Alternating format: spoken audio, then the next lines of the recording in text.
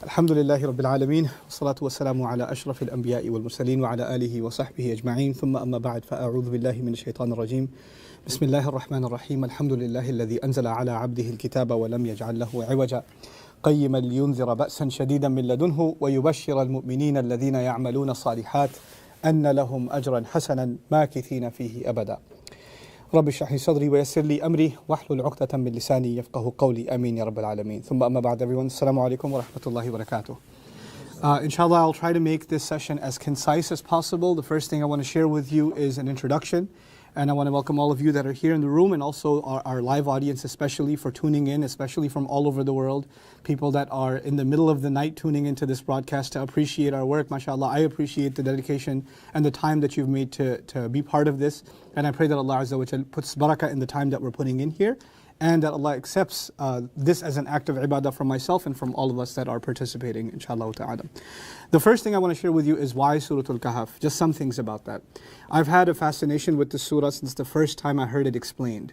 And that was way back. This is the year 1998, 1999 is the first time I actually heard the surah explained.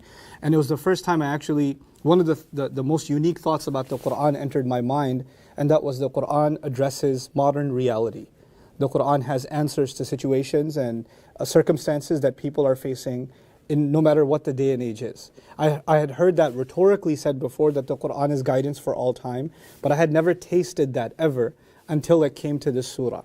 And so I developed this ultra fascination with the study of the surah since then. And of course, at the time, I didn't have much ability to do a lot of research. My Arabic wasn't there at all, pretty much, And so all I could do was take notes from translations and whatever tafsir I could get access to or lectures I could listen to.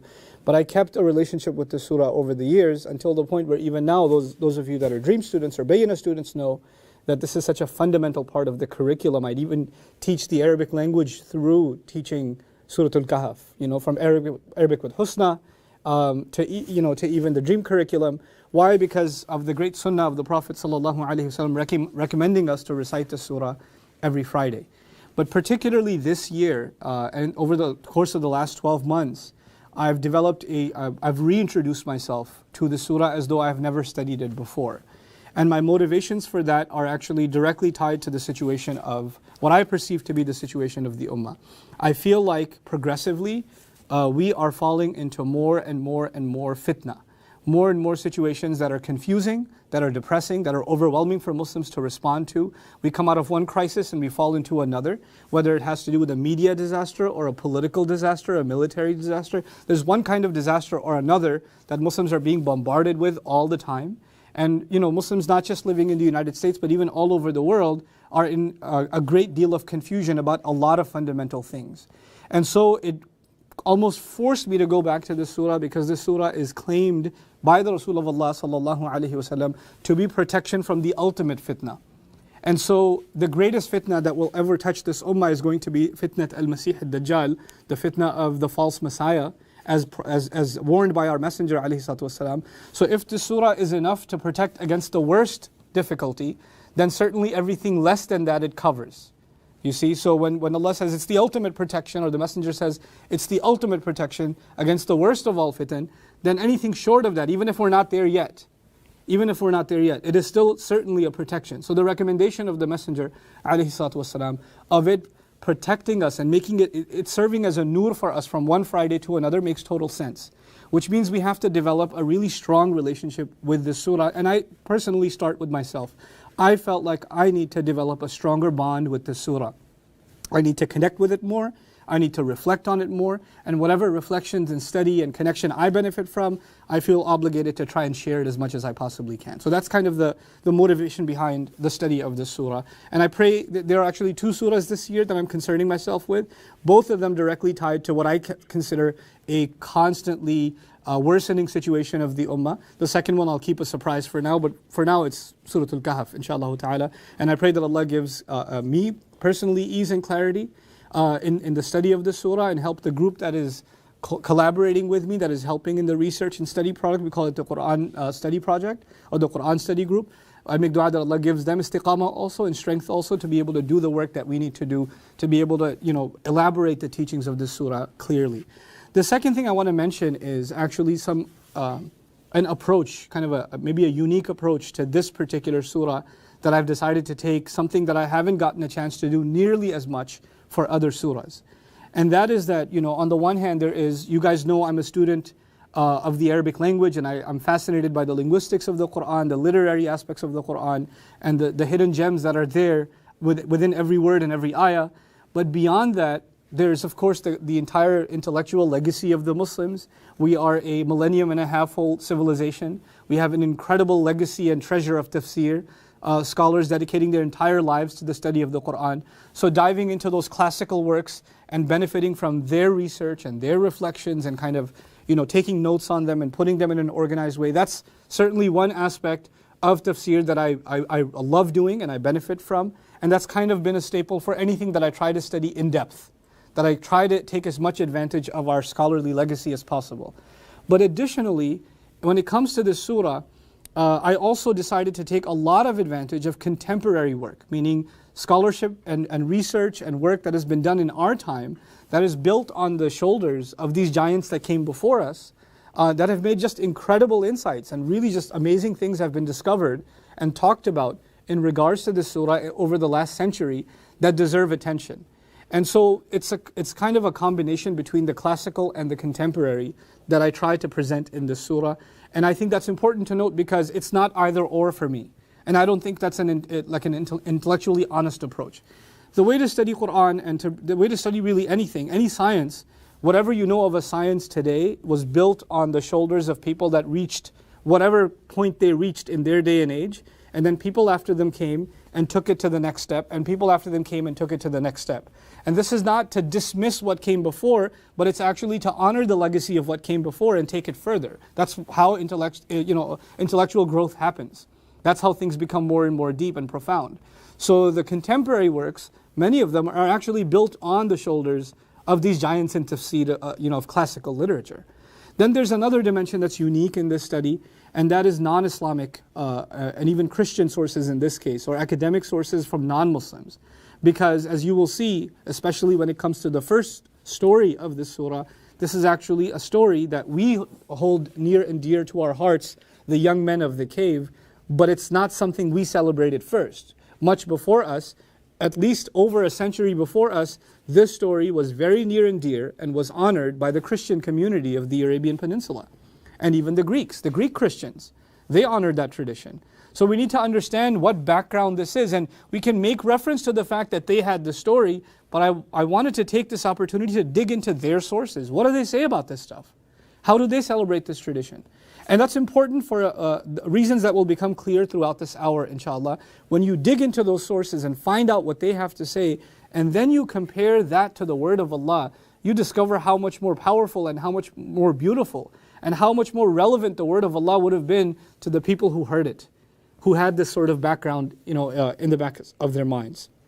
So having said that, modern research, contemporary research, non-Muslim research, classical research, and finally on top of all of that is the crazy part, my own notes.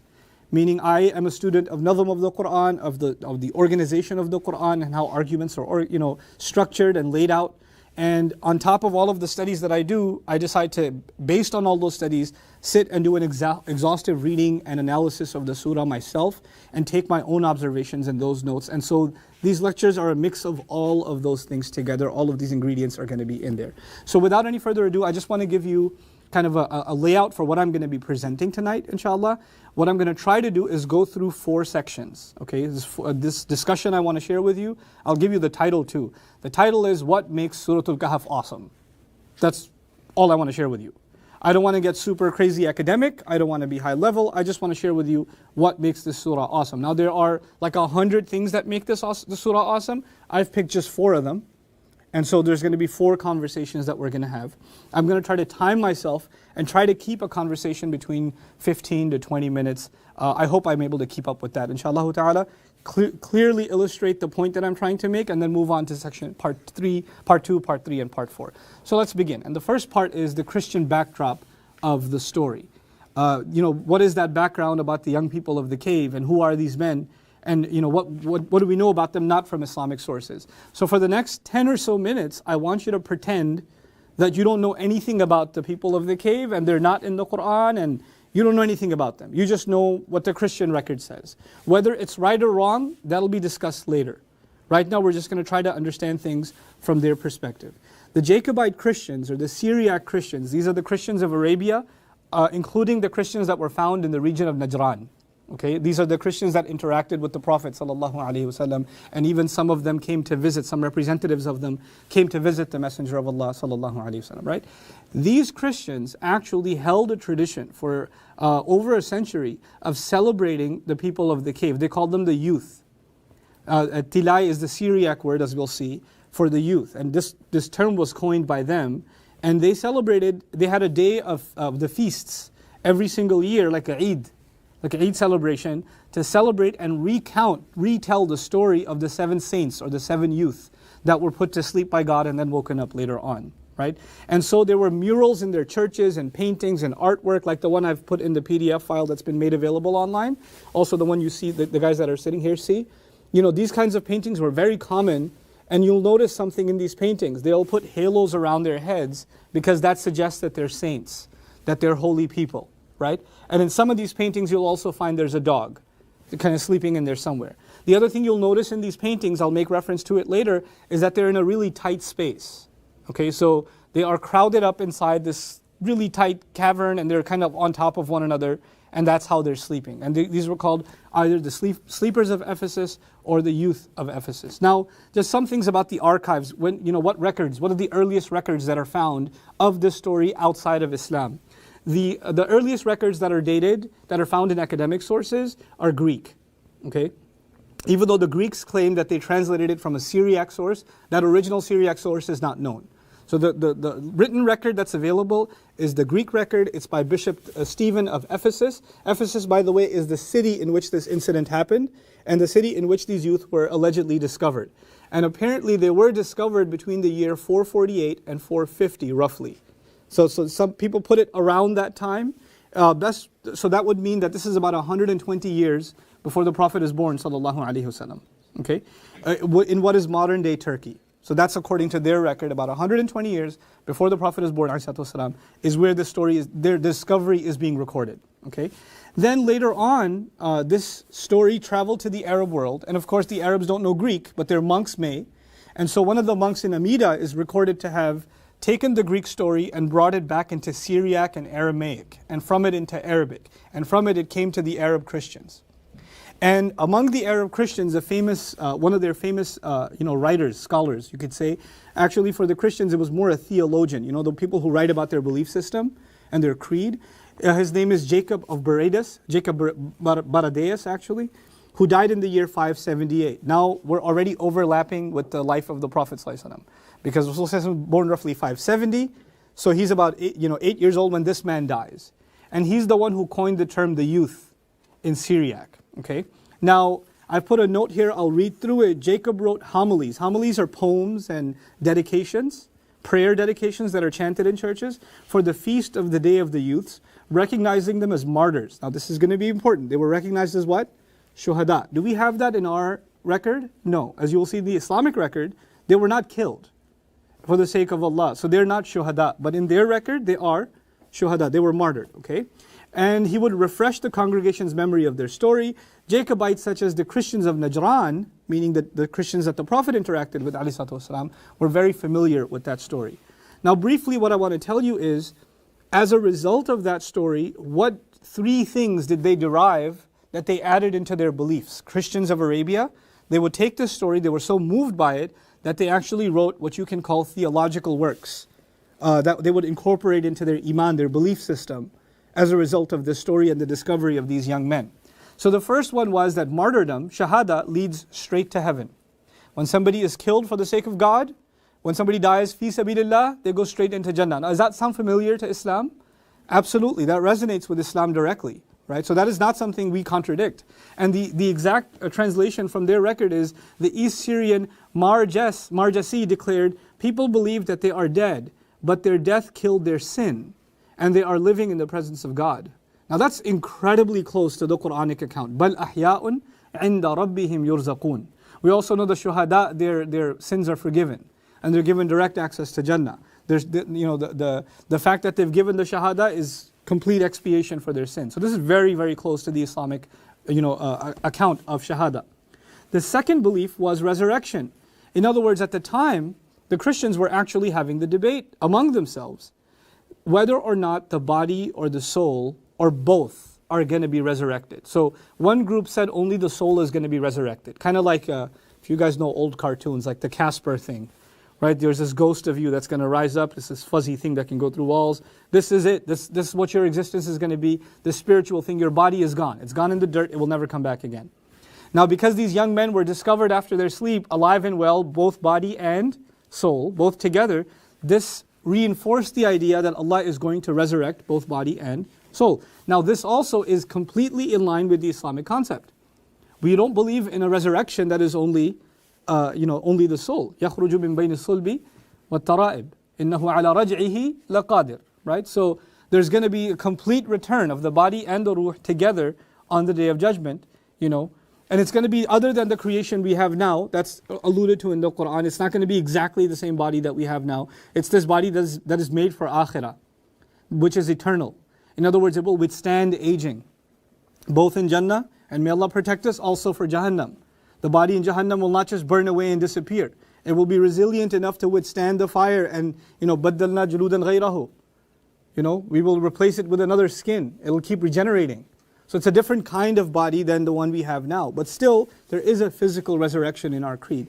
The final piece is actually the problematic piece. So the first was they believe that shuhada, the shaheed, goes straight to Jannah. The martyr goes straight to heaven. That we know too. The second, that both the body and the soul are going to be resurrected, we agree. The third part was intercession. Now I want you to think of it like this. I know it's a silly example, but it gets the point across. Some young guys are trying to get inside a concert. Okay? Astaghfirullah al-azim. They get through, and they get through some back door or somewhere, or they get VIP access. And now they've got some buddies outside. So they go to the back door and they hold it open for their buddies, so they can get in. In other words, if you have access to an exclusive place, there's a hope that you might get somebody else in also. So they developed a belief that these saints made it into heaven. Which means when we commemorate them, when we call on them, when we beseech them, then they are going to be able to give us backdoor access into Jannah. So they actually started associating their salvation with calling upon these saints that have already made it into heaven. Which is ironic because the very thing these young men fought was the idea of anyone between themselves and Allah. And yet they themselves almost got deified, as saints that are going to be a pathway into heaven. And of course in the Catholic tradition, the saints being almost deified is very common. Right, as gateways to heaven and protectors. So, a lot of Catholics, for example, in that tradition, and I specifically refer to Catholics because this is the Roman Empire and the Christian version that they adopted, and then its offshoots spreading into Arabia and other places, right? So they did have this, belief of saints protecting. And to this day they have that concept of saints. There were amulets of different kinds of saints that are going to protect them from danger and this and that or the other, right? So that's the belief. Now, this part, bear with me, this is the last part of the Christian account of the story. Here's what we're going to learn, what they know about the story. This is not what the Quran says or what actually happened, but this is what they have in their own history, their record of the story. Okay.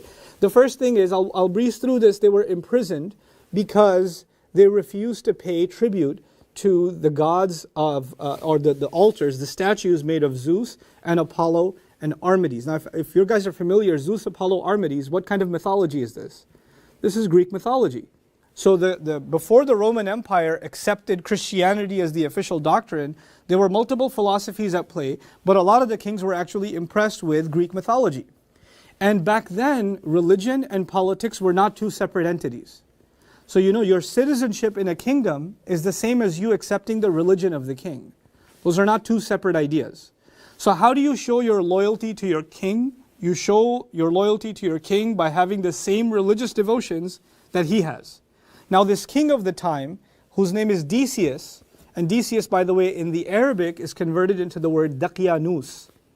Daqyanus. And Urdu speakers use the word Daqyanus for like a scumbag or something. Like a really bad guy, they call him Daqyanus. Right? And it got coined since then, because he was a really evil king. But anyway, Decius is the Roman version of the name. Decius is visiting the city of Ephesus. Once again, what is Ephesus? The city where these youth were historically located, right? So he's visiting the city, and to commemorate his, his presidential or his royal visit, they put these massive statues of Zeus and Apollo and Artemis in the middle of the city, like the Times Square of that place. And the point of it was, you're going to come here and you're going to show your devotion and you're going to pay your respects, and that's how the king knows that this population is loyal to me. So this was not just a religious practice, it was also a political move. You have to understand the politics behind it. Particularly Artemis, the third god, is the god that is assigned by the Greeks to this city. Artemis is the god that protects the city of Ephesus. So you have to come and show your respects. Now these young men, they see their families going, everybody going, and they're doing this, and it just doesn't sit well with them. They just can't get themselves to do it.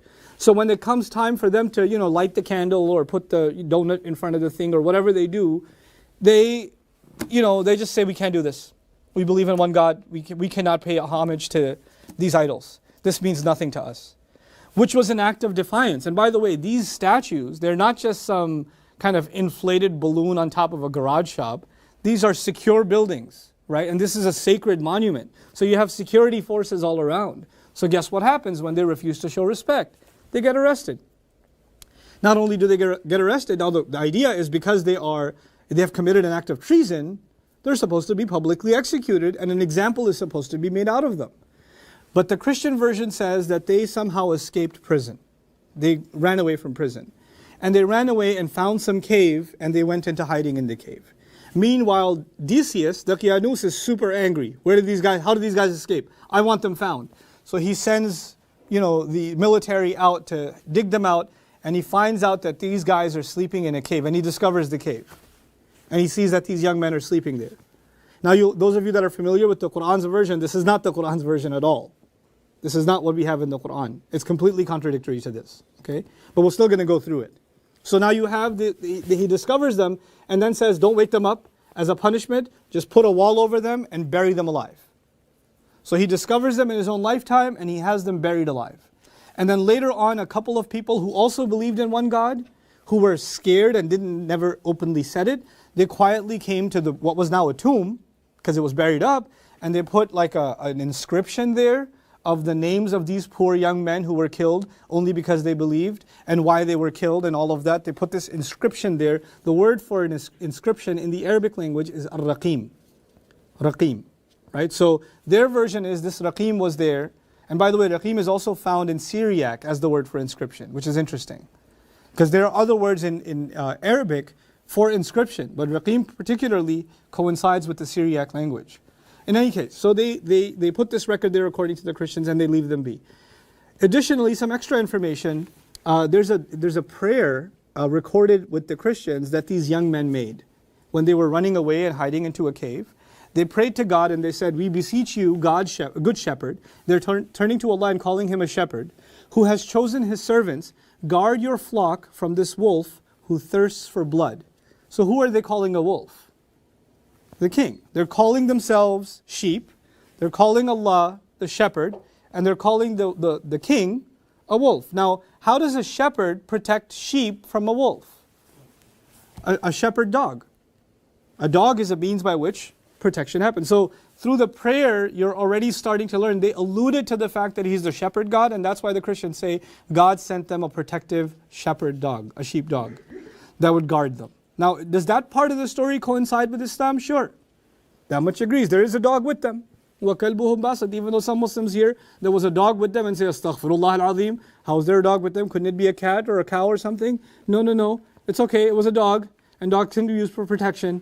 And it happened. And it's in the Quran. Get over it. Right? So that's just that. We're going to deal with that problem later on. Now, this dog was there with them. They're buried alive. And then some years pass by. And the Christians have no agreement of how many years. No agreement. Some will say 300, some will say 200, some will say 40, some will say 120. They have different numbers. There's no agreement among the Christians of how long they were there. Okay. Now, and some even say 365 or some other number. There's a bunch of numbers found with them. So, a long time later, this shepherd who's looking to build a shed for some of his animals is looking for rocks. So he goes up to this cave, he finds these rocks that are piled up there. So he starts picking up these rocks and putting them on his cart so he can build his shed. And when he picks enough rocks up, light goes inside and he sees a bunch of young men sleeping. that are just perfectly preserved young men. So he's shocked and he moves all these rocks and he wakes these guys up, and that's how the people of that time, and by that time the king, his name is Theodosius. Centuries have passed, the new king, his name is Theodosius, and this king is a Christian, and the Roman Empire has already established Christianity as the official religion. So now these people come out and they see the cross everywhere, and they see people calling Jesus' name, and they're so happy that now, thank God, everybody's a Christian just like we are. In other words, the claim is that these guys were originally what? Christian, and they worshipped Isa alayhi salam, they worshipped Jesus, and when they came back and saw the crosses everywhere, they were elated, they were super happy that everybody's accepted Christianity also. Okay, and then the king, interesting mural, I didn't put this mural in the presentation, but there's a painting of the king leaving the capital, Theodosius, because he wasn't in Ephesus. So he leaves his capital and comes on horseback to honor these young men, to visit them at their cave, and to invite them to come move with him to the capital. But they refuse the invitation and say the purpose for which we were raised was to show that God will resurrect all of you. Our purpose has been met, now leave us be. And they just lie back down and they get a normal death. They die a normal death and refuse to leave the cave. Okay, and that part of it, even though there's many parts that clearly disagree with the Quran, that part of it that they remained in the cave and they didn't come out and live another life outside, seems to agree with the Quran's account. Okay, that seems to be in line with what we believe. Okay, so now, actually before I move on, just one thing. The simple question for those of you who don't know the story from the Quran's perspective, I'll give you the Sunday school version, or the Friday night version of the story. Okay, the Friday night version of the story is these young men did refuse to bow down to false gods, and now from the Christian account we know which false gods they were. We also learned that these young men ran away. They were imprisoned, somehow they escaped. This detail we got now from the Christians, and there's no reason to deny it. They ran away, far away from the city. When they realized nobody could follow them anymore, they're not in anybody's sight, then they decided to head to some cave that they knew. They went to the cave, and Allah put them to sleep in the cave for a number of years, which will not be specified. And then eventually Allah woke them up. And when He woke them up, they thought they had gone to sleep for a day, or maybe a little bit less than a day. يَوْمًا أَوْ بَعْضَ يَوْمٍ, a day or maybe some part of a day, because maybe they went to sleep in the afternoon, they woke up and it's still kind of the afternoon, so they're like, was it a whole day or was that like 2 hours? I don't know, not sure. So they say, who cares? I'm hungry, guys. Let's get some food. So they pool their cash together and they send one of the smarter ones among them who knows all the restaurants to go out and find a halal place. فَلْيَنْظُرْ أَيُّهَا أَزْكَى طَعَامًا. So he goes, finds the right legit halal place, and he tries to buy the food. Now the problem is, the guy's wearing clothes from a few hundred years ago. So imagine somebody walks into a McDonald's or into a pizza place with clothes from 200 years ago, and they're being told, by the way, don't make a scene. وَلْيَتَلَطَّفْ, don't make a scene. You should be very subtle. You shouldn't grab attention. Well, if you're dressed like Shakespeare and you walk into McDonald's, you're going to make a scene. And then you hand over currency from like a couple of hundred years ago from the old king. By the way, when a new king comes, does he have a new currency? He does, because the coins are minted with what? The names of kings. So he's got old currency from a couple of hundred years ago. Hey Asa, please take these shillings and accept them from us. And he's talking like people talk from 200 years ago, and the guy at the counter is like, is this Halloween? What's going on, man? What you want? No sir, I prithee no trouble. Or something, and there's confusion. What are we supposed to do? So they were supposed to not garner attention, but the fact that they belonged to a different age altogether couldn't help but garner attention. So there's a crowd that gathers around them. They think it's a prank. And it just basically comes out that this guy is for real. Look at the currency, look at the date, look at his name. Oh my God, this is the guy on the inscription. Somehow the inscription survived. Especially since now there's a Christian kingdom. So any remnant of the heroes that held on to the true faith, according to them, whatever record they may have, they wanted to preserve. So somehow the Raqim survives. And they match his name to the record. Then they go back and discover the youth. And then the Quran is silent on the issue, but it seems to imply that these young men then died. Once they were discovered, and the point was for Allah to teach that resurrection is for real, these young men died. And when they died, a debate happened among these people. What should we do? Should we just cover this tomb up and let it be? And just leave the inscription there maybe? Or should we build a huge masjid here and a place of worship because these are awesome, this is an amazing place, how could we forget this great miracle? We need to build a gigantic masjid here or something. And the people who wanted to build a masjid won. and they ended up building a giant masjid there. Okay? And then the Quran has commentary about how people forgot the entire point for which Allah gave these young men extra life, not just as a favor to them, but as a lesson to the people. People forgot that lesson. Okay? This is the Quran's version. Is this different from the Christian version? Absolutely. Does the Quran version reinforce that they only believed in one God and never associated Isa alayhi salam as the son of Allah? Absolutely. In the very beginning of the surah, before we even get into the story, what does Allah say? وَيُنذِرَ الَّذِينَ قَالُوا اتَّخَذَ اللَّهُ وَلَدًا مَا لَهُم بِهِ مِنْ عِلْمٍ وَلَا لِآبَائِهِمْ كَبُرَتْ كَلِمَةً تَخْرُجُ مِنْ أَفْوَاهِهِمْ إِنْ يَقُولُونَ إِلَّا كَذِبًا. These warn, and the Quran came to warn people who say Allah took a son. They have no idea what they're talking about. Nor did their ancestors have any clue what they're talking about. The word that comes out of their mouth, what word?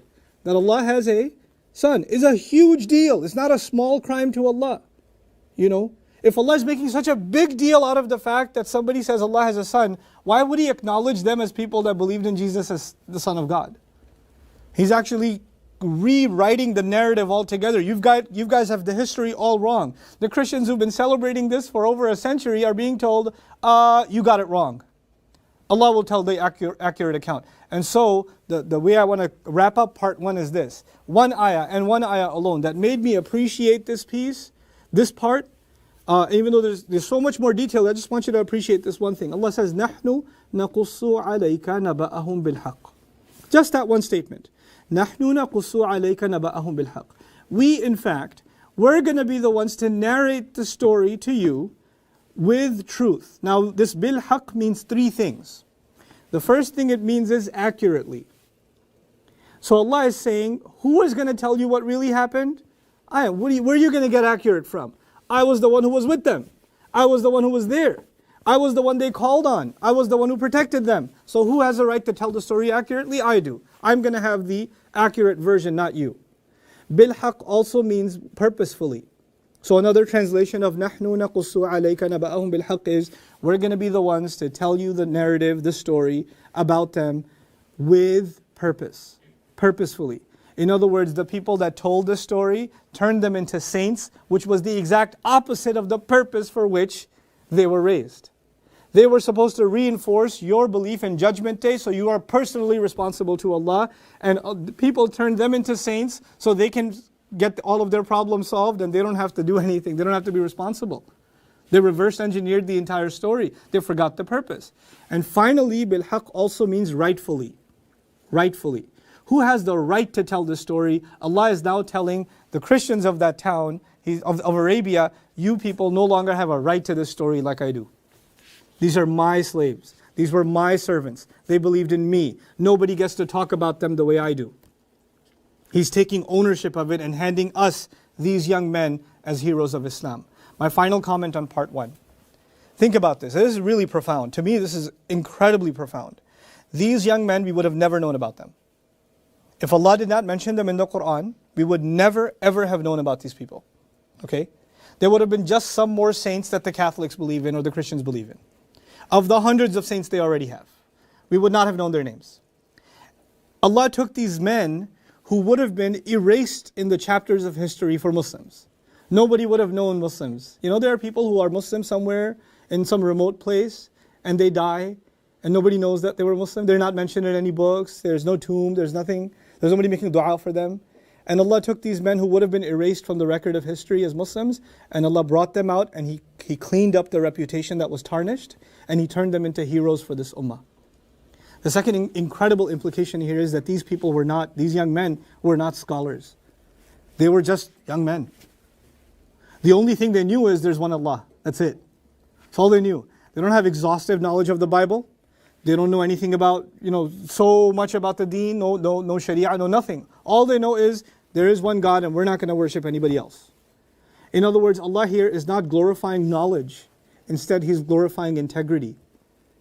When you believe something, you stand up for it. People who believe in me and are ready to stand up for it, that is what makes them into heroes. Look at the irony. There's going to be people that are going to be studying tafseer for decades. Right? They're going to be ulama of tafseer for decades. And their beards are going to turn white studying Quran. And they're going to be learning about young men who don't know anything. Who don't have ijazah in anything. All they have ijazah in is Allah is one. And that's it. That's all they got. And Allah has glorified them to this point, subhanAllah. turning them into heroes, mentioned in the final word of Allah. How would these young men have known? Sitting in a cave, yo man, what we gonna eat, bro? That what we gonna eat, bro, is gonna be in the final revelation of Allah. Subhanallah. It's a fascinating thing to think about. How Allah honors young people that stand up for their faith in difficult times. So that was part one of what I feel makes this story awesome. Let's enter into part two quickly. You guys doing okay? Online, you should be doing all right. I mean, you're like chewing chips or whatever you're doing, but yeah. Okay, so you're doing fine. Now, Christian history at large. There was the history of these young men, but there's actually Christian history also, the bigger picture. And I want to walk you through it quickly. This is a 15-20 minute walkthrough of all of Christian history. So it's going to be pretty rough, but it's all there for a purpose. At the end of the day, I want to make a point, and in order to make that point, I need you to walk through this, okay? So the Romans, I told you, had different religions, and there was a battle of ideas happening in the Roman Empire, especially after Isa alayhi salam, between people who believed in mythology, people who believed in philosophy, and people who believed in Isa alayhi salam. Okay, there's these three-way, ideological, intellectual wars happening. Now, a government of that time cannot have different religions operating, because again, religions, whatever the king's religion is supposed to be a show of loyalty to the king. So the king has to come down with a final verdict, which is the official doctrine. So between 5th and 6th century, the Roman Empire passes the verdict that the official version, the official religion of the state is Christianity as outlined by Paul. So the Pauline doctrine of Christianity became the official state religion. Which means if you want to show loyalty to the Roman Empire, you have to become a Pauline Christian. You have to accept Paul's doctrine of Christianity. By the way, even within the Christians, were there debates about who Jesus is? Is he God or not? Is he the Son of God or not? There were these debates, absolutely. But now those debates have to come to an end. And once this policy is declared, what does he do? He says all the philosophers and intellectuals need to be deported. He expelled them from the empire. Then he says anybody who disagrees with the official interpretation of the church is considered out of Islam, or out of Christianity rather. He's a murtad. And so he will be killed, and he will not even be buried. He's not even allowed to be buried. He'll be given the most humiliating death. In other words, no disagreements within Christianity are allowed. Then once he got rid of internal debate, and he got rid of any intellectual criticism, he got rid of both of them, then he introduced the dogma. The Roman Empire introduces the dogma of Christianity. Dogma means you believe something without having to think about it. You just accept it for what it is, and that's it, right? And now, even if the dogma didn't make sense now, it doesn't have to make sense. You just have to accept it if you want to live. And what is that? Parts of it are 1 is 3 and 3 is 1. Part of that is God incarnated as a human being. The human being is God incarnate. God turned into Jesus.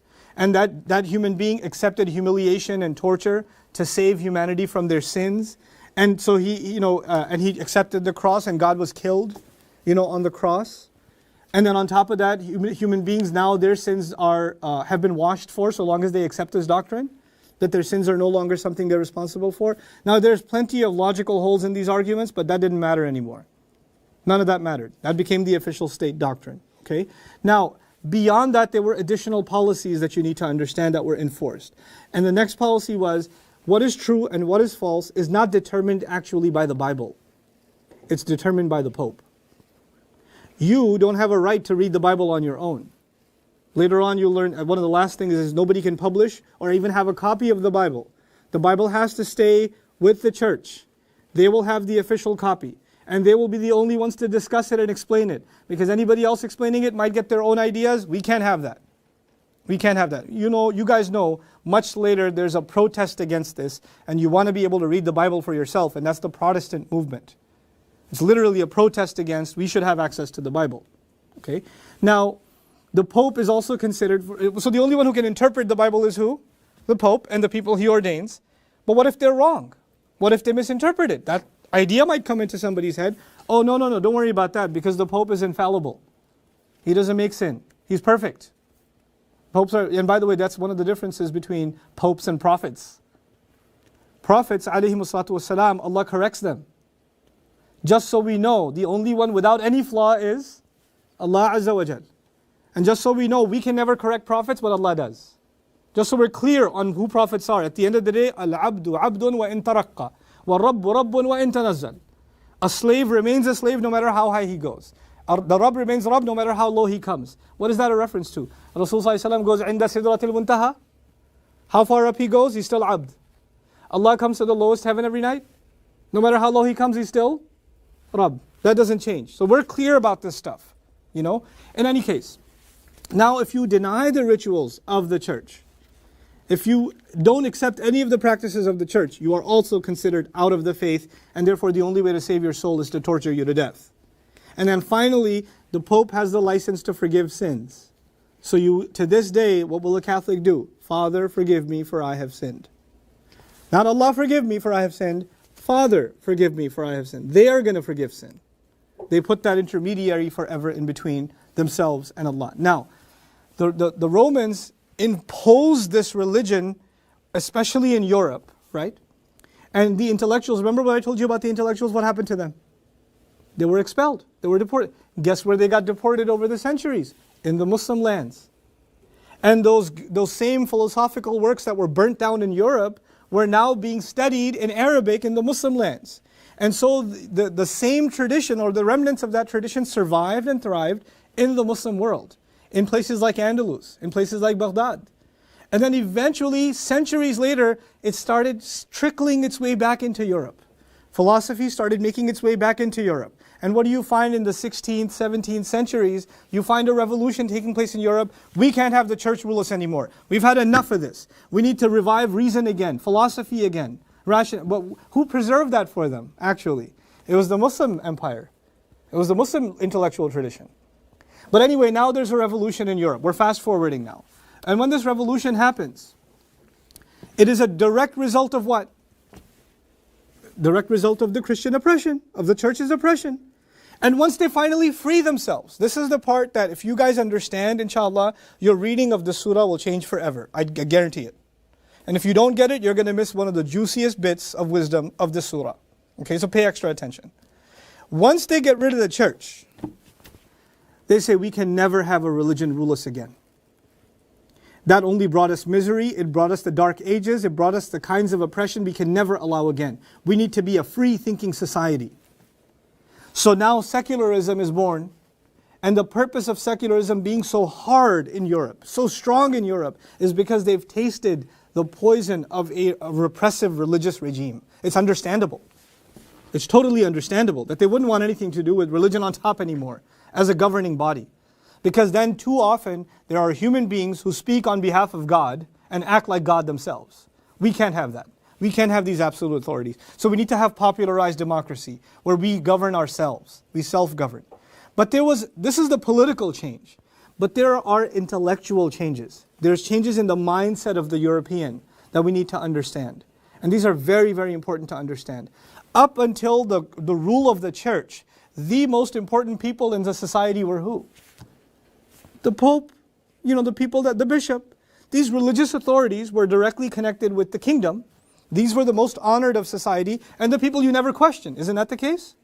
But now that we're free from religion, so things that are associated with religion are not the most important anymore. Now we can decide for ourselves what is the most important. So here's the conversation that happens in Europe. We've been studying God for so long, theology for so long. What has that brought us? Nothing. We should focus our attention. God is big, but studying Him hasn't brought us anything. But the universe is also pretty big. And we haven't paid attention to the study and exploration of the universe. So instead of focusing our energies on the study of God and theology and philosophy, and metaphysics, let's study physics instead.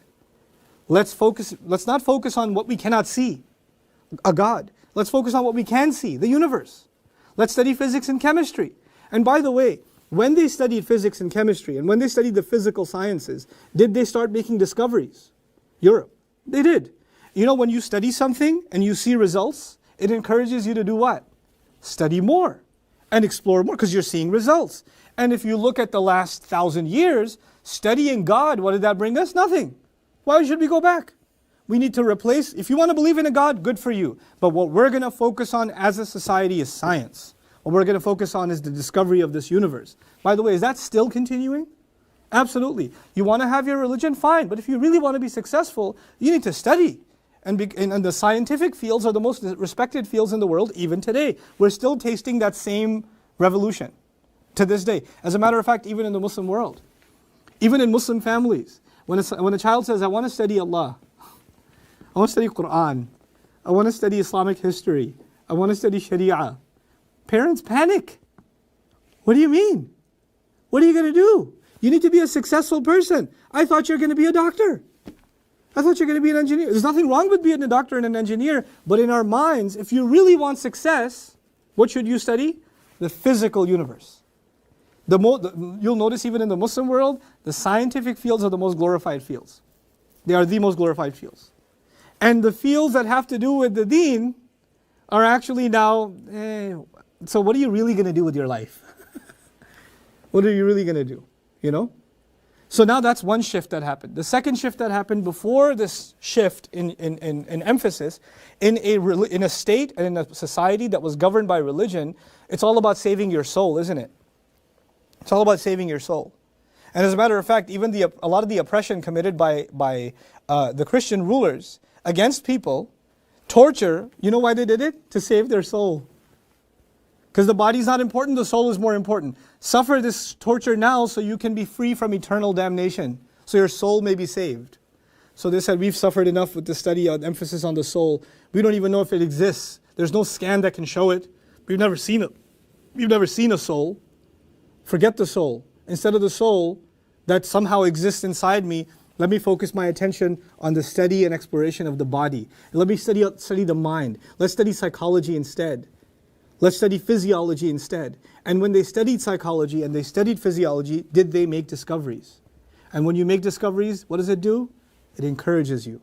Let's keep going further. So now we're further away from an emphasis on the soul and further in on an emphasis on the body, psychology and physiology, right? Medicine. To the point where even if someone has a spiritual problem today, you can probably get some kind of a pill, right? It's almost a complete denial of the soul. Even though hospitals will have a chapel, you know, inside in America, a lot of hospitals, they have a chapel, a prayer chapel. And they have prayer services. And you know who they have them for? For terminally ill patients. Because now medicine has failed, now you can go back to your God. That's what it's for, you know.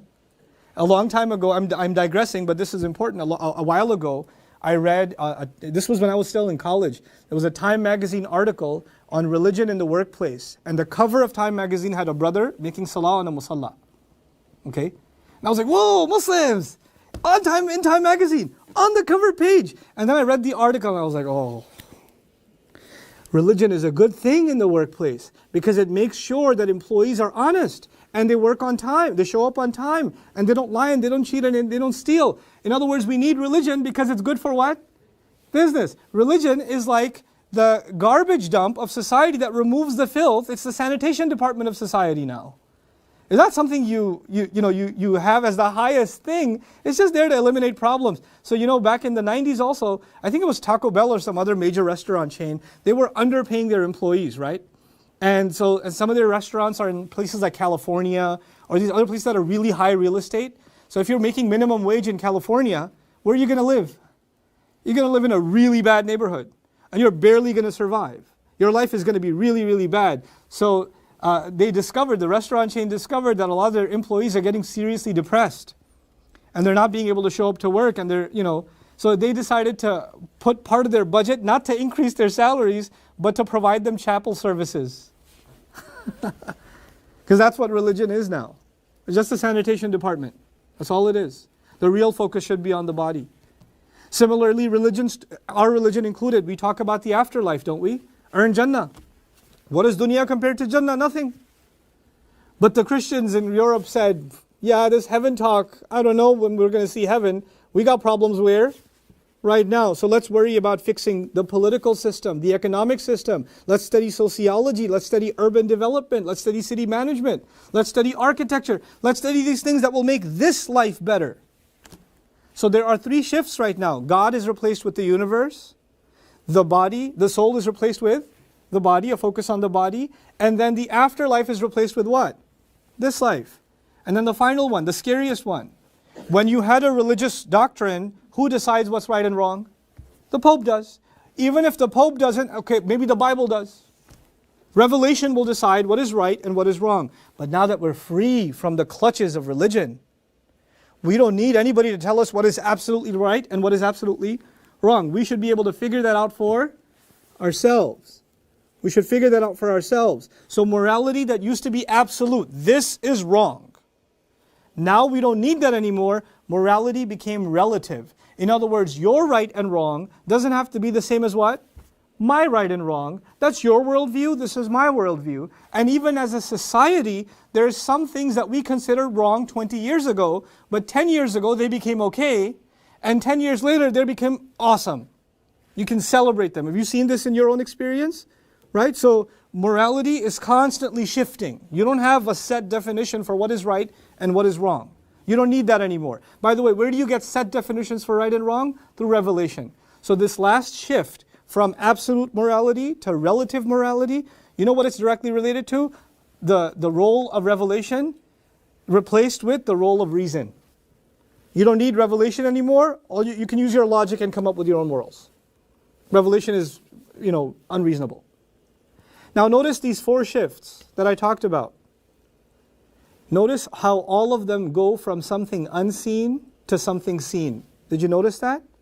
Allah is in the unseen, the universe is in the seen. The soul is in the unseen, the body is in the seen. The afterlife is in the unseen, and this life is in the seen. Revelation comes from the unseen, its authenticity is in the unseen, its values are in the unseen, but the reasoning and logic and my own thinking is what? It's in the seen, it's now. In other words, there's a focus away from the ghaib. Now listen to this. Imam Nawawi rahimahullah, he collected all of the ahadith on Dajjal. Dajjal has lots of ahadith. And he basically summarized the lesson that comes from all of those ahadith. He says, Ibtala Allahu bihi ibadahu. Allah will test using him his slaves. Using who? Using Dajjal. Allah will test his slaves. وَأَقْدَرَهُ عَلَى أَشْيَاءَ مِن مَقْدُورَاتِ اللَّهِ تَعَالَى مِنْ إِحْيَاءِ الْمَيِّتِ الَّذِي يَقْتُلُهُ. And Allah will empower him with things that are usually only in the dominion of Allah. For example, he will be able to give life to the dead that he himself kills. وَمِن ظُهُورِ زَهْرَةِ الدُّنْيَا. And he will bring out the beauties of worldly life. وَالْخَصَبِ مَعَهُ. And the greenery and produce out of it. وَجَنَّتِهِ وَنَارِهِ وَنَهَرَيْهِ. And he will have his own version of Jannah, his own version of Nar, and his own 2 rivers. وَاتِّبَاعِ كُنُوزِ الْأَرْضِ لَهُ. And he will follow the resources of this earth, and the resources of this earth will submit to him. They will come under his feet. وَأَمْرِهِ السَّمَاءَ أَن تُمْطِرَ فَتُمْطِرْ. And his ability to command the sky to rain, and it will rain. وَالْأَرْضِ أَن تُنْبِتَ فَتُنْبِتْ. And he'll tell the earth to produce, and it will produce. فَيَقَعُ كُلُّ ذَلِكَ بِقُدْرَةِ اللَّهِ تَعَالَى وَمَشِيئَتِهِ. All of that will happen by the power of Allah and His will. By the way, is artificial rain a reality? Is artificial production a reality today? Are limbs being regenerated? Is there a worldly concept of Jannah and Jahannam already? Are resources of the world being put to use? Resources you could not have imagined? Sand and silicone being put to technology's use? Treasures of the earth that could never have been considered treasures in history are now treasures? Right? All of this, by the way, all of this seems to suggest what? Dajjal makes you focus on the seen. And what I'm saying is the revolution that resulted from the oppression of the Christians led also on a focus on the seen. Now, there's something in common between Dajjal and this revolution. Dajjal focuses on the seen, and this revolution puts humanity's focus on the seen. Now the Prophet ﷺ says, or actually Allah says to the Prophet ﷺ, فَلَعَلَّكَ بَاخِعٌ نَفْسَكَ عَلَىٰ آثَارِهِمْ إِن لَّمْ يُؤْمِنُوا بِهَذَا الْحَدِيثِ أَسَفًا. Listen to this carefully.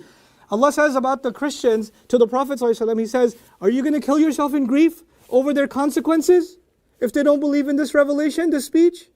In other words, these Christians, if they don't change their way, there are going to be consequences. And those consequences will pave the way for a Dajjali worldview. Like a Dajjal-based world, it'll set the stage for Dajjal to come and make it easy. No problem. All of it will be facilitated by what? Christian creed.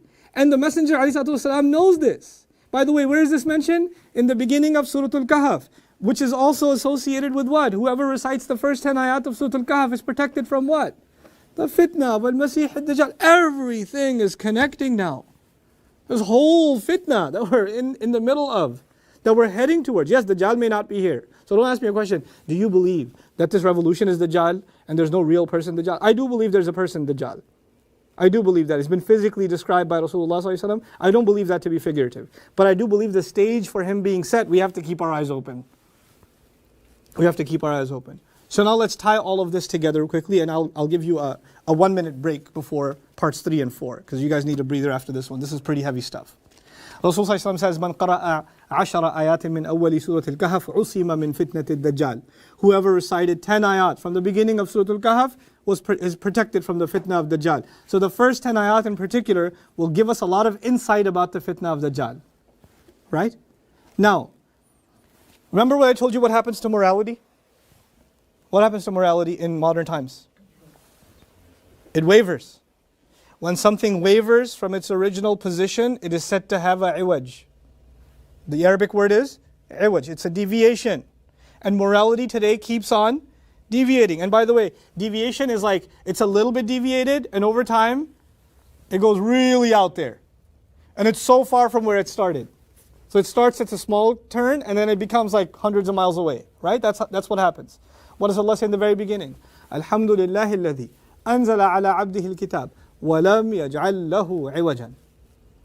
Alhamdulillah for the book that Allah revealed onto His slave and did not allow for any what? Deviation. Because in a time where every bit of morality will deviate, the only book that will stand its ground and will not shift will be this book. As a matter of fact, entire institutions that are official institutions of Christianity, entire legions of churches have accepted things that they never accepted in their history in modern times. The Church of England, for example, in the 80s said if a man and a woman are not married but they love each other, it's real love, then it's okay. It's not fornication. It's not adultery. So long as it's real love. Just don't cheat on your girlfriend. And I read this from religious authorities of the church. I said, wow, iwaj. Check out that iwaj. That's huge. We can't bring ourselves to that position. What the book says is what it says. And we have to hold ourselves to it. So the idea is, so long as we hold on to this book, I want to give you an image. Imagine a tree with deep roots and there's a flood. Everything is getting uprooted and getting washed away. And you're hugging this tree. So long as you're holding on to this tree, you will not get washed away. And the moment you get a little bit loose, what's going to happen? When you get a little loose, it gets looser, looser, looser, and then you're gone. So the only way you can hold your ground is holding on to this book. وَلَمْ يَجْعَلْ لَهُ عِوَجًا. Then I told you already, the messenger is concerned ﷺ over the consequences of their beliefs. What is going to come? And look at what came. It's not just the consequences that are going to come in akhirah. Study this history and see where this creed led.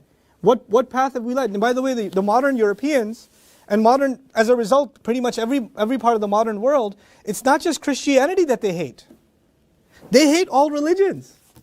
All religions are backwards. All religions are fanatical. All religions are oppressive. But where did that allergy begin?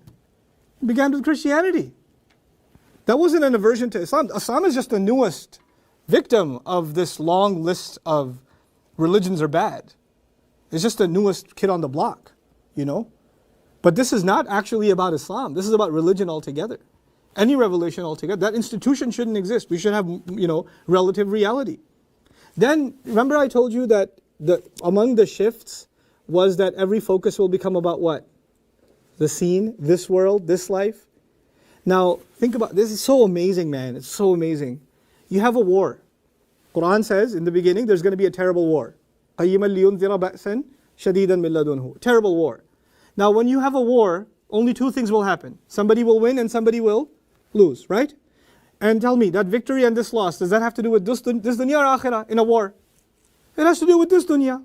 Who's going to win the war and who's going to lose the war? And you would think the people that are about to be hit with a war should be warned. And the people that are going to win should be what? Congratulated. Congratulations, you guys are going to win. Look at what the Quran does. قَيِّمًا لِيُنذِرَ بَأْسًا شَدِيدًا مِنْ لَدُنْهُ وَيُبَشِّرَ الْمُؤْمِنِينَ. Okay. He came to warn you of a war. Okay, now we're warned. And he came to congratulate you, congratulate the believers. Now what do you think the congratulations is going to be? That we're going to win the war? Nope. الَّذِينَ يَعْمَلُونَ صَالِحَاتٍ أَنَّ لَهُمْ أَجْرًا حَسَنًا مَاكِثِينَ فِيهِ أَبَدًا. The only congratulations you need is that if you keep doing good deeds, you will live in Jannah forever. The congratulations you need is not of this world, but of what? The akhirah, because now you will be living in a time where everybody will be focused on what? This world. And you cannot lose sight of the next. So even though it's talk of a war and we're expecting congratulations of victory, he says, no, you don't need that congratulations. By the way, the Prophet ﷺ would tell us that when Dajjal comes and the battles begin between the Muslims and the believers and Dajjal, Muslims will lose consistently. Over and over and over again they will lose. But every time they lose, there's still congratulations, isn't it? For those who did good deeds. أَنَّ لَهُمْ أَجْرًا حَسَنًا مَاكِثِينَ فِيهِ أَبَدًا اللَّهُمَّ اجْعَلْنَا مِنْهُمْ. Now, what did we learn from Imam al-Nawawi about Dajjal? He said that the worst trial that will ever hit this ummah, the biggest test will be Dajjal. And the world will be beautified like never before by who? Dajjal. So I want you to remember two things. One, it is beautified like never before. Two, it is a test like never before. You guys, can you remember that? One, it is beautified like never before. Two, is a test like never before. Look at the perfection of the ayah. إِنَّا جَعَلْنَا مَا عَلَى الْأَرْضِ زِينَةً لَهَا. We made whatever's on the earth as a beauty for it. When will this earth be more zina than ever before? In that fitna. What did he say after that? لِنَبْلُوَهُمْ أَيُّهُمْ أَحْسَنُ عَمْلًا. So we can test them. When will the test be worse than ever before? With Dajjal. These ayat generally hold true in any day and age. Dunya is zina and it's a test. But nothing even close to what will happen at the time of Dajjal. It's particularly relevant at that time. Now, Dajjal is one of the greatest signs of what? Day of Judgment. Which means when Dajjal comes, the Day of Judgment is right around the corner. So what is the next ayah? إِنَّا لَجَاعِلُونَ مَا عَلَيْهَا صَعِيدًا جُرْزًا. When the greatest test comes, the only thing left is the earth is going to be barren land thereafter. Now tell me, did the Prophet ﷺ tell us to face Dajjal and fight him and go in his face? No. Avoid him as much as you can. As a matter of fact, مَنْ أَدْرَكَهُ مِنْكُمْ فَلْيَقْرَأْ عَلَيْهِ فَوَاتِحَ سُورَةِ الْكَهْفِ. If you run into him, if you happen to stumble upon him, read the first 10 ayat of Surah Al-Kahf on him. Or read the opening of Surah Al-Kahf onto him. He won't be able to get you. In other words, you're not looking for trouble. You are getting away from this overwhelming tyrant. How many ayat did the Prophet say we have to recite? 10. In the 9th ayah, Ashabul Kahf, the story begins, the people of the cave. You would think all the ayat about fitna and the ayat about the world coming to an end, all of that should be enough for the fitna of Dajjal. Allah made the story of the cave part of our protection. The gorgeous connection between the story of the people of the cave and the protection from fitna of Dajjal. Let me tell you just one thing about it. There's 100 things to tell you. One thing I'll tell you and you get your break. And that is that when you get to the 10th ayah, إِذْ أَوَى الْفِتْيَةُ إِلَى الْكَهْفِ فَقَالُوا رَبَّنَا آتِنَا مِنْ لَدُنْكَ رَحْمَةً وَهَيِّئْ لَنَا مِنْ أَمْرِنَا رَشَدًا. They are turning to the cave and they're saying to Allah, Ya Allah, give us some special rahmah, some special love and care from your behalf and facilitate some kind of guidance for us. Ya Allah, the only one that can be our refuge is you. By the time you get to the 10th ayah, our dua against Dajjal and their dua against their king becomes one. Our problem and their problems merge in one dua. And so when we read the rest of the story of these young men, we no longer think of them as some historical thing. We identify ourselves in their position. Subhanallah. So it's no longer a story for us. The two lines merge. The two problems merge together, subhanAllah. So with this, inshallah ta'ala, I'll give you your first quick break, 60 seconds, no more. Go, drink some water, slap somebody, and come back, inshallah. And then we'll talk about the awesome nazm of Surah Al-Kahf. Just a few examples I want to give you, and we'll call it a night. Barakallahu li wa lakum. Assalamu alaikum wa rahmatullahi wa barakatuh.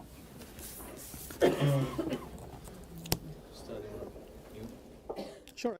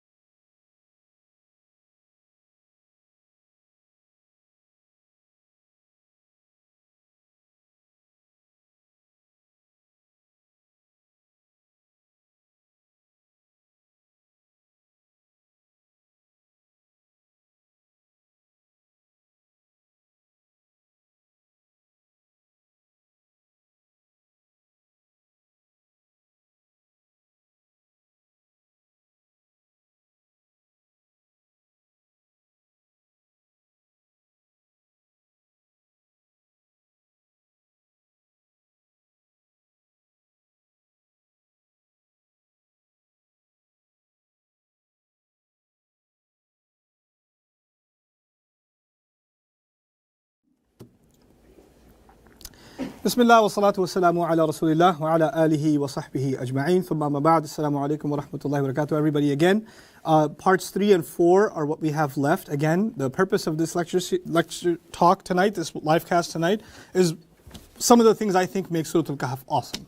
And one of the things I think just make it absolutely stellar and incredible is the way that it's organized. And though I will not give you a complete discussion on how it's organized, I want to give you some glimpses so you get some appreciation of how wonderfully and how beautifully the tapestry of the Quran works. How the ayat are weaved one into the other and how they flow together, and how there are things that when you just read a translation, or even if you read a tafsir ayah by ayah without actually connecting the dots, you just miss out on so much awesome stuff. So that's what we're going to talk about in parts 3 and both parts 3 and part 4, inshallah. Two different dimensions of nadhm. Nadhm actually means coherence and how things are organized together. Okay. Now, the first example I want to give you guys is the 10th, 11th, 12th, and 13th ayah of Surah Al-Kahf. Okay. So the 10th ayah, which was the last ayah from the Prophet's advice, yeah? The last ayah was إِذْ أَوَى الْفِتْيَةُ إِلَى الْكَهْفِ. This is, by the way, the first ayah about the story itself. Now the story is beginning. Just so you guys have the numbers down, the first mention of the young men is ayah number 9. And it goes on to ayah number 26. Okay, so 9 to 26 in the surah is when you have the story. That's where it's taking place. But the 9th ayah is just, did you think they were such a grand deal? It was a rhetorical question. It's not really telling us anything about them. Technically, the story itself begins in the 10th ayah. Okay, the story itself begins in the 10th ayah. So I'm going to give you a gist of what happens. In the 10th ayah, Allah says, إِذْ أَوَى الْفِتْيَةُ إِلَى الْكَهْفِ فَقَالُوا رَبَّنَا آتِنَا مِن لَدُنْكَ رَحْمَةً وَهَيِّئْ لَنَا مِنْ أَمْرِنَا رَشَدًا. Remember the two du'as converging? So basically they pray for refuge. Basically. They're turning into refuge to Allah and they're asking for His rahmah and for their matter to be resolved for them. Right? That's the gist of the 10th ayah. In the 11th ayah, Allah says, فَضَرَبْنَا عَلَىٰ آذَانِهِمْ فِي الْكَهْفِ سِنِينَ عَدَدًا. Allah put them to sleep, basically. He patted on their ears and they got knocked out to sleep. That's the 11th ayah. The 12th ayah, ثُمَّ بَعَثْنَاهُمْ لِنَعْلَمَ أَيُّ الْحِزْبَيْنِ أَحْصَى لِمَا لَبِثُوا أَمَدًا. Then we raised them. We woke them up to see which one of them would have better count. So now, 10th ayah, they pray, they make dua. 11th ayah, Allah puts them to sleep. 12th ayah, Allah wakes them up. And the 13th ayah, نَحْنُ نَقُصُّ عَلَيْكَ نَبَأَهُمْ بِالْحَقِّ إِنَّهُمْ فِتْيَةٌ آمَنُوا بِرَبِّهِمْ وَزِدْنَاهُمْ هُدًى. The 13th ayah is, we're going to tell you the story. Remember, bilhaq means 3 things? Who can remember 3 things? Huh? Purposefully, accurately, and rightfully. We'll focus on purposefully for a few moments, okay? So we're going to say Allah will tell the story with purpose. In other words, it's not just a story for the sake of a story, it's got an agenda, okay? Now, what's cool about this is between ayahs number 10, 11, 12, and 13, you have a summary of the entire story. Everything in a gist that you need to know about the story is done. They ran away, they went to sleep, they woke up, there's a purpose. Done. It's a bullet point version of the whole thing. Before you enter the story, in detail, it's already done actually. Technically it's already over. Now check out what happens. Ayah number 10 was about what? Who remembers? Their prayer. When you go to ayah number 14 to 16. Now why ayah number 14? Because I already described to you what happens in 10, 11, 12, and 13. So what's next? 14. So when you go to ayah number 14 to 16, you know what you learn? You learn why did they make this dua anyway? What did they do that they needed to get refuge? How did they get themselves in trouble? All the background you need that leads to that dua will come in ayah number 14 to 16. So the first detailed section is a tafseer, is an explanation of ayah number 10. In ayahs number 17 and 18, by the way, who remembers what ayah number 11 was about? He put them to sleep. He put them to sleep. What was happening while they were asleep? The sun, remember the ayat about the sun moving around, right? Their dog with its paw stretched out, somebody coming and running away from them, and Allah turning them this way and that way. All of that is happening while they are asleep. In other words, Allah says Allah put them to sleep, and in ayahs number 17 and 18, how did that sleep look? Let me explain that sleep to you. Then you go to ayah number 12. You remind me, what was ayah number 12 about? Huh? He woke them up. Now, okay, so what happened when they woke up? Well, they woke up, they said, how long were we sleeping? Let's go get some food. That entire conversation is ayahs number 19 to 21. In other words, now Allah is explaining ayah number 12. And finally, people started saying, they must have been 3 and the 4th one was the dog. 5 and the 6th one was the dog. 7 and the 8th one was the dog. Other people said, let's build a masjid here over them. Let's build a monument here over them. Other people said, how long did they live here? Was it 300 years? In other words, people started getting sidetracked with, why was this story told? Was this story told so you can count years? Was this story told so you can know how many there were? Was this story told for any, what kind of building you should build over them? People lost sight of the purpose. And Allah says in the 13th ayah, I'm going to tell you the story with purpose, and let me tell you how they forgot the purpose. So from ayahs number 22 to 26 are all consistent examples of how they lost purpose and how you need to bring it back to purpose. Now that to me is absolutely insanely awesome. 10, 11, 12, 13. I put them in 4 colors here for a reason. 10, 11, 12, 13. And then the detail sections, 14 to 16 goes back to 10. 17 to 18 goes back to 11. 19 to 21 goes back to 12. Then 22 to 26 goes back to 13. And this is just speech. There's no writing. I can't even organize like that when I write. And Allah we just recite these ayat. So some people who memorize these surahs, وَكَذَلِكَ بَعَثْنَاهُمْ وَكَذَلِكَ أَعْثَرْنَا عَلَيْهِمْ. They get confused between those two. Was it بَعَثْنَاهُمْ or أَعْثَرْنَا عَلَيْهِمْ? If you know this organization, this layout, oh wait, no, the description of what happened when they woke up came first. So بَعَثْنَاهُمْ first. A later section when they got them discovered, and then this whole pointless debate about what they should build over them. That's later. أَعْثَرْنَا عَلَيْهِمْ is later. When you study Nazm, your hifz get easier. Your mistakes and hifz start going away because of this. So that's the first quick example I wanted to give you of how incredibly well the stories of the Qur'an are organized, and in particular this one. And this is just one example of the layout inside of this surah. Now I want to give you your next example, inshallah.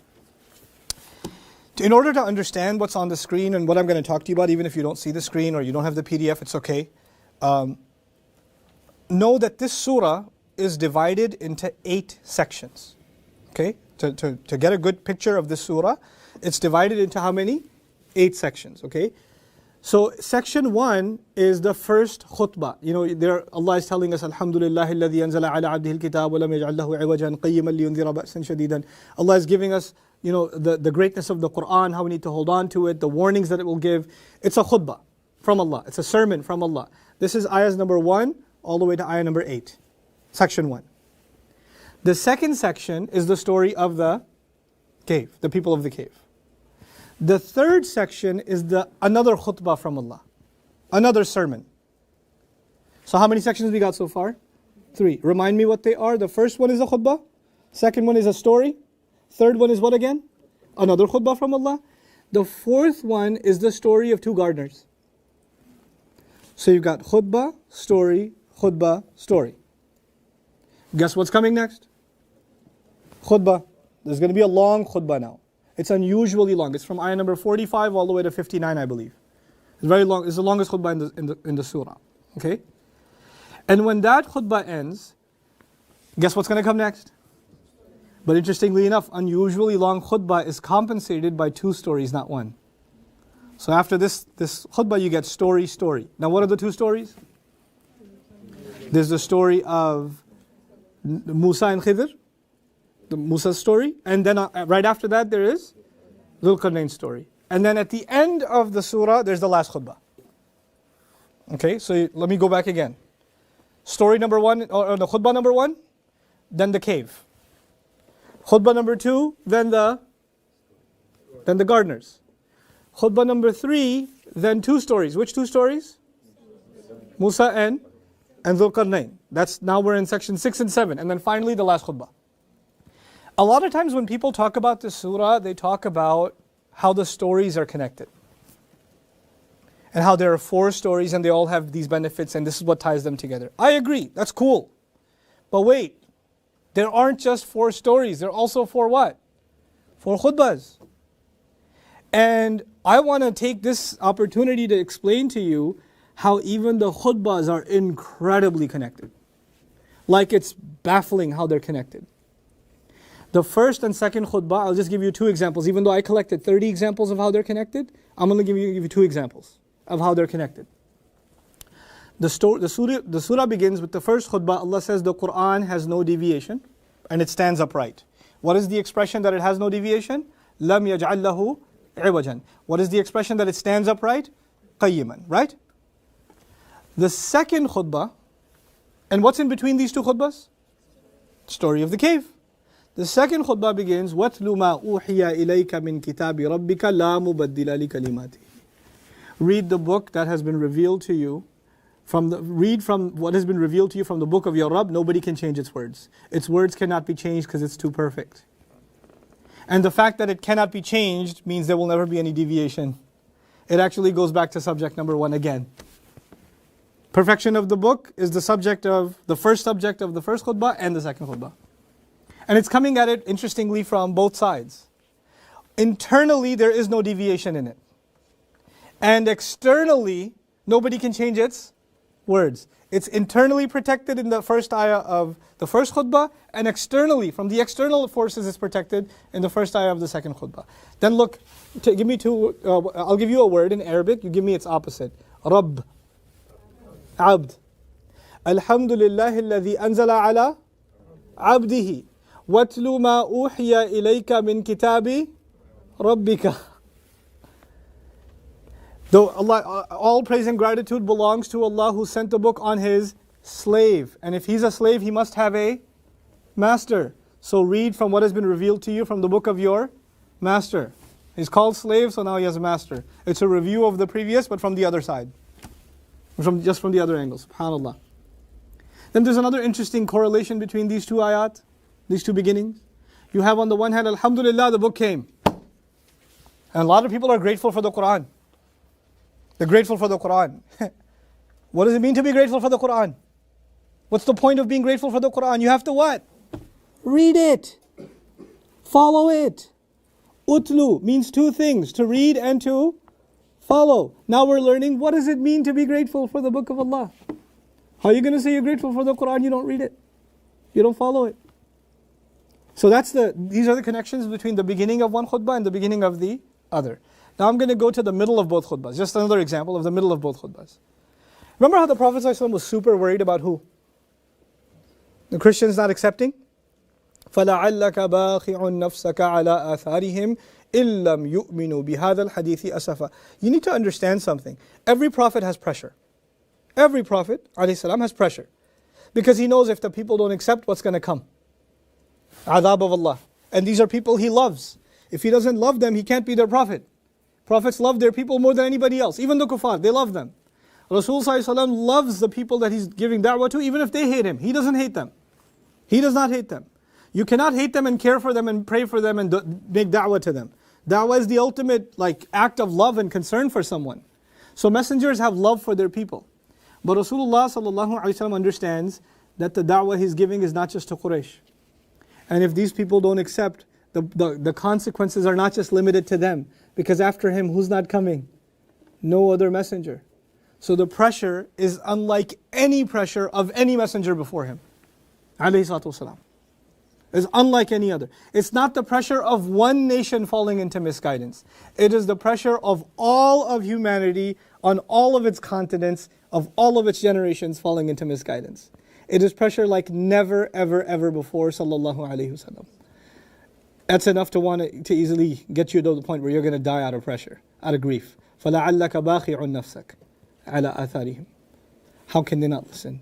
Don't they realize the consequences of them not listening? On the one hand, this can overwhelm a person, the pressure of they're not listening. By the way, some of you that are listening, you're trying to, you feel the pressure to give da'wah to your father, to give da'wah to your mother, to give da'wah to your friend, and they're not listening, and it kills you. It kills you that they're going down the road of disobedience, the road of rebellion against Allah, and it eats away at you. And it can be enough to just tear you up from the inside. So how is that balanced? On the one hand, you're almost killing yourself in grief. And on the other side, in the second khutbah, وَقُلْ الْحَقُّ مِنْ رَبِّكُمْ فَمَنْ شَاءَ فَلْيُؤْمِنْ وَمَنْ شَاءَ فَلْيَكْفُرْ. Tell them the truth is from your Rabb. Whoever wants, they can accept, and whoever wants, they should disbelieve. You have no control. They're going to have to make their decision what? Themselves. You need to internalize this. So Allah doesn't just say, Al-haqqu min rabbikum. He said, Qul al-haqqu min rabbikum. You need to say this to them, because you saying this to them will help you internalize it too. You need to internalize that you're not going to control that. At the end of the day, the truth is from Allah. You declare the truth, and whoever has good in them, if they have that will, then they should come and believe, and whoever doesn't, they should come and disbelieve. You see, the two things, if you take one of them out, there's a problem. Let me explain this to you. This is a very important concept in the Quran. We worry about other people. But if you worry about them so much, you start to forget that we don't change people, Allah does. And the Messenger ﷺ is worried, maybe I'm not doing something enough. Maybe it's my fault they're not changing. You can only blame yourself so much. At the end of the day, you have to do the best you can, and the rest is in the hands of Allah, and they themselves have to make a decision. That's on the one hand. You have to balance your overwhelming concern with a realization that some things are out of your hands. But on the flip side, there's another imbalance. Well, I told him the ayah, I told him the hadith, now the onus is on him. He can go to hell for all I care now. In other words, your idea of da'wah is, well, I told them, now it's between them and Allah. Like you don't care. Allah does not want a da'i who doesn't care. And Allah does not want a da'i that cares what? So much that it starts hurting him. He wants the da'i, the caller to Allah, to find a balance between both of these things. Because either one of them, on the one hand you become apathetic, you don't even care. You dismiss people as like they're just hatabu jahannam, they're just fuel for hell. Whatever, these people don't even listen, man. I get young people coming up to me, brother, at my MSA, I tell them, but they don't listen, so forget it. I was like, hold on a second, homie. You're supposed to have concern. And as a matter of fact, the ayah came down for the Prophet ﷺ when the concern was so much that it was on the verge of killing him. So short of killing you, you should have concern. Short of that, you need to have concern. It's a good thing you have that concern. But on the other hand, what will keep you from getting to the point of no return is it's in the hands of Allah. And they have to make their own decision. You don't control them, subhanAllah. That incredible balance between those two sides, between khutbah 1 and khutbah 2. So you don't take the one part of Quran without balancing it with the other, you see? So that's my second example. My last example of nazm is one example of ring structures. Let me tell you what a ring structure is. A ring structure is when there are a number of things said quickly. Let's say 6 things are said. In this case, there are 6 commands we're going to look at. And let's just say 1, 2, 3, 4, 5, 6, right? And you'll notice that 1, 2, 3 are then reversed in 4, 5, 6. So 1 and 6 go together, 2 and 5 go together, and 3 and 4 go together, like a review. Like doing A, B, C, and then doing C, B, A. Reverse order review. And this perfect ring structure, this symmetry, happens over and over again in the surah. There's not one, there's like a dozen examples of it. There's dozens of examples. It's crazy how many examples there are. I just want to give you one example of how profound the ring structure is in this particular case. 6 commands given to the Prophet ﷺ. This is at the end of the story. When the story of the cave comes to an end, Allah says, قُلْ رَبِّي أَعْلَمُ بِعِدَّتِهِمْ. Tell them Allah knows their number better. So what's the first command? Tell them Allah knows their number better. That's the first command. Who's the command to? The Prophet ﷺ. All of these are to the Prophet ﷺ. The second command, فَلَا تُمَارِ فِيهِمْ إِلَّا مِرَاءً ظَاهِرًا. Don't debate about them, except with the clearest arguments, on issues that are absolutely clear. Meaning there's no point debating how many there were. That's not a clear issue, so leave it. If you want to argue about them, argue about what they believed. Argue about the fact that Allah aided them. Argue about how they refused to do shirk with Allah, etc., etc. These things you argue. Things that are not clear, Allah made them ambiguous, there's no need for you to get into them. That's the second command. The third command is, don't seek a verdict about them. وَلَا تَسْتَفْتِ فِيهِمْ مِنْهُمْ أَحَدًا. Don't seek a verdict about them from anybody. I have told you everything you need, and it's perfect. Now you don't need to figure out what else did they know. What else did they believe? You don't need that anymore. Whatever you needed, I've already given to you. It's perfect now. This is the final qawlun fasil from Allah. Now, the fourth commandment, وَلَا تَقُولَنَّ لِشَيْءٍ إِنِّي فَاعِلٌ ذَلِكَ غَدًا. Don't say I'm going to do something tomorrow. Don't talk about tomorrow. Now, right now they seem disconnected. I'll show you how they're all connected first. Then, number 5, وَاذْكُرْ رَبَّكَ إِذَا نَسِيتَ. Remember your master when you forget. And then finally, وَقُلْ عَسَىٰ أَن يَهْدِيَنِي رَبِّي لِأَقْرَبَ مِنْ هَذَا رَشَدًا, and say, perhaps Allah will guide me to what is closer. 6 commandments. Okay? Now look at the logical order. First you have to say Allah knows better. You know, in this surah, every time Allah says Allah knows better, to this day, by the way, that holds true for Muslim culture. When you say Allah knows better, what are you actually saying?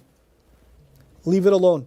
I don't know, you don't know. This is not something we should be discussing or debating, because the correct knowledge of this is only with Allah. So Allahu A'lam means let's leave it. This is not an issue that's in our hands. You understand? And that's how it's used over and over again in this surah, especially in this story. Okay? قُلِ اللَّهُ أَعْلَمُ بِعِدَّتِهِمْ قُلْ رَبِّي أَعْلَمُ بِعِدَّتِهِمْ رَبُّكُمْ أَعْلَمُ بِمَا لَبِثْتُمْ. Allah knows how long you stayed. I don't know, you don't know. Leave it alone. Leave it alone, the way you say in the Quran, leave it alone, this is beyond our pay grade, is Rabbi A'lam, Allahu A'lam. That's how we do that, okay? So the first thing the Prophet is being told to say is, leave the things you don't know about alone. But that doesn't mean you leave everything alone. There are things you should be arguing about. There are things you should be taking a stand for. So what does he say? فَلَا تُمَارِ فِيهِمْ إِلَّا مِرَاءً ظَاهِرًا. Take a stand on certain things, the things that are what? Clear. And don't argue about them except unless you have the clearest, most solid evidence. The Muslims are learning now that if they're going to go into a debate, every one of their evidences better be absolutely zahir. Absolutely clear and abundant. Don't take, people like to say, I have 30 evidences for this, or 40 evidences for that, and 20 or 2 of them are weak. I would rather you bring one evidence and it's solid, than bring me 40 evidences and one of them is weak. Because if the opponent can poke a hole in one of them, they've already discredited 39. You understand? So bring something forward. Engage in debate with them. But make sure when you engage that every one of your arguments is what? Mira'an zahiran. It's clear, self-evident, irrefutable even. Zahir is in a sense irrefutable. They say in Arabic when an argument is clear, adhar min ash-shams. More obvious than the sun. Irrefutable, undeniable, self-evident even. So use that to make your argument. Now, okay, if your arguments are super solid, then you don't need validation from them. Sometimes an opponent comes up with, well, this book says this, to throw you off. And now you're like, really? Does that book really say that? And you start getting shaky. If your arguments were zahir, don't get intimidated by what their fatwas are. You don't need to seek validation from them. You know what you're talking about. وَلَا تَسْتَفْتِ فِيهِمْ مِنْهُمْ أَحَدًا. So this is kind of the principles of engagement, right? When you engage somebody in debate. Now, the very next seems disconnected. Don't say, I'm going to do this or that tomorrow. You see, on the one hand, don't seek a verdict about them. Don't seek a verdict from them, because they don't know for sure. What they're talking about, they're not reliable sources. So don't rely on their sources. But you know what? Now that you're saying you people don't have certain knowledge, use that as an opportunity to remind yourself, yes, there are some things about which I don't have certain knowledge. Like what's going to happen when? Tomorrow. Like, whenever you're winning a debate, this is a really serious point, guys. Whenever you're winning a debate, it is a kind of superiority. And superiority, a sense of superiority can lead to what? Arrogance. And arrogance is the worst thing you can have. So the moment you say, these people don't have certain knowledge, you need to remind yourself of what certain knowledge you don't have. It's countering your criticism of them with a self-criticism. Never say, I'll be doing this or this tomorrow for sure. وَلَا تَقُولَنَّ لِشَيْءٍ إِنِّي فَاعِلٌ ذَلِكَ غَدًا. Now that you say you're never going to do this or this tomorrow, you will sometimes end up, because human beings are always thinking about the future. We're always planning ahead. And sometimes you forget to say, inshallah. It is going to happen. That's okay if it happens. When it hits you again, وَاذْكُرْ رَبَّكَ إِذَا نَسِيت. If you remember later on, immediately, inshallah. Sometimes you're on the phone. Hey, I'll see you at 7 o'clock. Okay, assalamu alaikum. Click. Inshallah. You don't have to text it to them. You could just, Allah heard you. You could text it to them or say it to them as a reminder for them. But it's not officially going to count unless you say it to someone. You have to say it to Allah. You see? So inshallah. Ya Rabbi, naseet. Sorry. Astaghfiruk ya Rabbi. In shi'ta. If you want. So you have to qualify that. Now, finally, about the future. I want things in my future. You want things in your future. I want a job. I want more money. I want a good family. I want good provision. I want things in my life. for my future. I want a higher education. I want. Allah is telling you, by the way, you don't know what you're going to get in your future. But the one thing you should ask for from me, that you really want to get in your future, is that you get closer than where you are now to guidance. That every moment of your future, you're closer to guidance than you are now. That's the real thing to ask for, no matter what. Maybe my job will bring me closer to guidance. Maybe my marriage will bring me closer to guidance. Maybe my kids will bring me closer to guidance. I don't know what you're going to give me in dunya, Ya Rab. Just give me something that will bring me closer to you in guidance. قُلْ عَسَىٰ أَن يَهْدِيَنِي رَبِّي لِأَقْرَبَ مِنْ هَذَا رَشَدًا. This is how these are logically connected. Now let's go a step further. We're looking at these 6 again. I'm going to break them up into 3 and 3. The first 3 is how the Prophet ﷺ should engage with others. The next 3 is how he should humble himself. This is engagement with himself. In the first 3, learn when to leave an argument alone. قُلْ رَبِّي أَعْلَمُ بِعِدَّتِهِمْ. Then don't debate with them unless you have the strongest evidence. فَلَا تُمَارِ فِيهِمْ إِلَّا مِرَاءً ظَاهِرًا. Then don't seek a verdict from those people. They don't have reliable sources. Don't look for unreliable sources to gather your information. Don't do that. All of this is how do you engage with the other. But now that you've learned how to engage with the other, what are your attitudes towards your own learning and your own self? What are they? Don't be certain about tomorrow unless you say inshallah. Always remember when you forget. And finally, pray that Allah will bring you closer to guidance. This is all about who? Yourself. So the 3 and 3 are balanced. External versus what? Internal. And this is incredible because every time we engage with external, we have to counter that with exercises that are what? Internal. Muhasabah for oneself. Because when people get used to da'wah and debate and back and forth, then it becomes about winning and their own pride, and their self suffers, their nafs suffers. You know, you don't just want to keep teaching others and benefiting others and forgetting about yourself. So it's balanced. Do this for others and then do this for yourself. And then do this for others and then do this for yourself. So those of you that are listening, that do a halaqah for somebody, that teach a class, that maybe give somebody advice, every time you do something for somebody else, that's for Allah. Then go back and do something for yourself. Pray a couple of rak'ahs. Remind yourself. Make dua. Asa Rabbi an yahdiyani liyaqraba min hadha rashada. Ya Allah, I'm here to help him get guidance, but that doesn't mean I already have it. I need it too. I totally need it. Because when you don't do that, you know what happens? Man, akhi, those people need guidance. When somebody says those people need guidance, that's one of the biggest problems. Because you know what that assumes? You have it. What do you mean you have it? Rasulullah ﷺ is giving them guidance, and then he's begging Allah for guidance for himself. It's incredible. This is the balance of someone who gives other people advice that is being taught. This is the symmetry of these. But I still didn't get to the ring structure. This is the last part, the ring structure. The ring structure means the first commandment is associated with the last one, the second one with the second last, and the third one with the third last. So 1 with 6, 2 with 5, and 3 with 4. So let's begin. Allah knows their number best. That was the first. Tell them Allah knows their number best. Meaning leave it alone. And what's the last? Pray that Allah brings me closer to guidance. How are these two connected? On the one hand, you should leave conversations that don't have benefit, and instead you should focus, turn your attention to Allah. Ya Allah, make me pay attention to things, bring things in my way that will actually bring me closer to guidance. If you figure out whether they were 3, 4, 5, 6, 7, 8, or 75, that will not bring you closer to guidance. So Ya Allah, teach me to focus on the right things. So those two things are connected to each other. You see how? Now what about the second? Don't debate them on issues unless you have clearest evidence. And then the 5th commandment is, remember your master when you forget. You know when you're debating someone, what's on your mind? Crushing them. That's what's on your mind. How do I dismantle his argument? And so over time, if you're debating for an hour, you could actually forget that you're not in this to win. You're in this for Allah.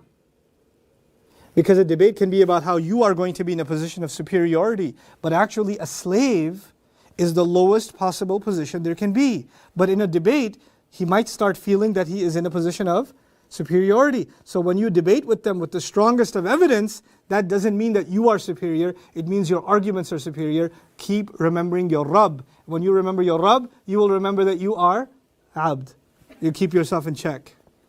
Don't aggrandize yourself. Aggrandize the argument from Allah. That balance between my arguments are perfect, but I'm not. I'm just a slave. I make mistakes. I forget. Then the middle. On the one hand, don't seek a verdict from them. Don't ask them for uncertain knowledge. And like I said before, I actually struck this balance for you. If you're going to criticize what they don't have for sure, you better recognize what you don't know for sure. And what don't you know for sure? What's going to come tomorrow. In other words, you declare to yourself the humility and the limitations of your knowledge. Just because you're able to defeat someone in debate doesn't make you knowledgeable per se. I have to constantly remind ourselves of what we don't know and how ignorant we are of even the next hour that's coming. That's, لا تعلمون شيئا. You people don't know anything, Allah says. You don't know anything. And we have to keep reminding ourselves of that, inshaAllah ta'ala. So this is, in a nutshell, what I feel are glimpses of what makes Surah Al-Kahf awesome. What I want to share with you in these last 3 minutes is basically a plan. I plan on continuing my study of Surah Al-Kahf, Nazm, the ring structures in it, the incredible historical connections, the connections between the ahadith of the Prophet ﷺ and the ayat of Surah Al-Kahf. I didn't even share with you anything about the internal mechanics of an ayah, how the ayat themselves are really beautifully organized, I didn't talk to you about any of that stuff, but I want to take my time diving into this surah every single week and sharing with you whatever I possibly can. So for those of you that are watching and benefited today, if you guys can make this, my hope is if along with me, you can make this a weekly exercise for yourselves. Those of you that are Bayyinah TV members have access to the weekly releases, inshallah ta'ala. This is going to be aired on a weekly basis. Those of you that aren't on Bayyinah TV, just go to bayyinah.tv and sign up if you're benefiting. I just want our Fridays, our Thursday nights and our Fridays to be about Surah Al-Kahf. And we're not just reciting it every week, but we're emotionally, intellectually, just holding on to this surah and its ideas so we can navigate these difficult times of fitna. So it can give us the answers that we're looking for, inshaAllah ta'ala. That is my hope. And I pray that Allah Azza wa Jal accepts this effort. And I pray that you guys are able to participate in this alongside with me. You want me to? Some questions. Okay, so guys, stay on board. There are some questions that came through. There's about 10 of them. I'll go through them as quickly as I can and be as comprehensive as I can be, inshallah. 90 countries are watching this, guys. This is insane. Assalamu alaikum, 90 countries. I love this ummah. So awesome. I'm truly humbled. And may Allah Azza wa Jal just bring this entire ummah closer to His book. And may Allah make this surah and the recitation of this surah and reflection on this surah and learning of this surah a true means by which we are protected from the fitna that surrounds us. Now, the first question that I was asked was, I've already learned a few things. When did you first start learning the Arabic language? I started learning the Arabic language, as far as, because I was interested in it in 1999. And I got a very slow start, but a consistent start. And that's what I preach to most people. If you guys want to learn Arabic, then you can have like an intensive beginning, but then you just keep it at a slow pace and a steady pace. And if you have the right curriculum and the right plan, then you'll get there. The biggest thing you're going to need is motivation, and that's the first thing that's going to disappear. So motivate yourselves, and the way to motivate yourselves is studying Quran. Man, I wish I could taste that for myself. When you recite it and you're like, oh, I still don't know what it means, it'll push you to learn and even get through the hard lessons in Arabic. It'll keep pushing you and driving you and driving you. Arabic is not our goal. Quran is our goal. And when you keep reminding yourself of that, wallahi, Arabic will be nothing. It's so easy. The hardest things in Arabic will be a joke to you. It'll just fall in your hands. Because Allah acknowledges those who come to His word and He, keeps making ease for them. وَلَقَدْ يَسَّرْنَا الْقُرْآنَ لِلذِّكْرِ We keep made ease for remembrance. وَالَّذِينَ جَاهَدُوا فِينَا لَنَهْدِيَنَّهُمْ سُبُلَنَا You struggle for Allah, for His book, and you watch how Allah will open those doors, inshallah ta'ala. Next question. For the longest time, I've heard that the Quran had mentioned the youth slept for 309 years. Recently, I read an interpretation of that line saying that Allah not actually said how long they slumbered, but rather that Allah is saying some debated they slept for 300 years, and others added 9 to that, 309 years, and that the actual number is only known to Allah. In general and overall, I do think we Muslims burden and distract ourselves with irrelevant details which take us away from the message of Allah. May you please give your understanding of that, if Allah actually stated the years or not. Jazakallahu khairan. Sister Rasha, thank you for your question. It's a really awesome question. We spent a good hour and a half on that question in our series. So when you watch this series, you're going to get to the long version of that debate. And the reason I don't want to answer that question right now directly is because there are too many follow-up questions that come as a result. So if I say I do think this is from Allah, or I say I don't think this is from Allah from the best of what I've read, there are way too many confusions that how can you say this or how can you say that? So I just decided to actually study this issue in some depth because this is the one ayah, I tell you, in this series when we got to this ayah, I gave the study group a crazy assignment. I said, let's go through 50 tafasir on this one ayah. What has been said? I need to figure this out because this was Dadu Tis'an and they were added, by 9. I don't get it. I need to get it.